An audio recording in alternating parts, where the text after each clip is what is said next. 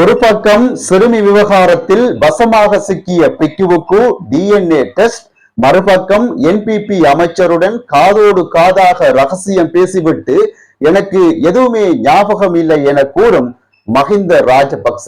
Escape பண்ணாமல் முழுமையாக பாருங்கள் இன்றைய அதிரடி 2 செய்திகள். சிறுமி ஒருவரை கொடூரமான முறையில் தகாத செயற்பாட்டுக்கு உட்படுத்தியதாக குற்றம் சாட்டப்பட்ட அட்டமஸ்தான விகாராதிபதி பல்லேகம ஹேமரத்ன தேரருக்கு இப்பொழுது நெருக்கடி முற்றியுள்ளது. சிறுமியால் புதைக்கப்பட்ட ஆடைகளை அரச பகுப்பாய்வாளர் ஆய்வு செய்ததில் அதில் டிஎன்ஏ இருப்பது உறுதி செய்யப்பட்டுள்ளது.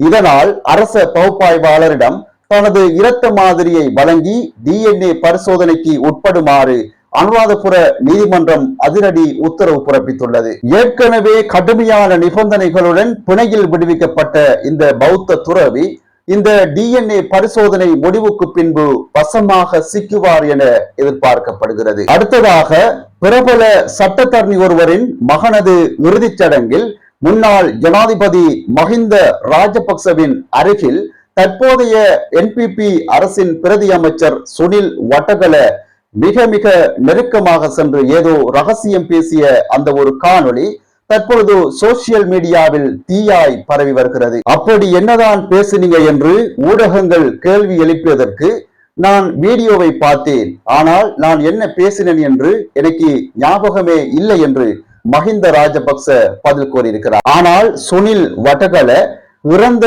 இளைஞனின் மரணத்துக்கான காரணத்தை மட்டுமே மஹிந்த ராஜபக்சவிடம் பேசினேன், அரசியல் சம்பந்தமாக எதுவும் பேசவில்லை என்றும் பதிலளித்திருந்தமை குறிப்பிடத்தக்கது.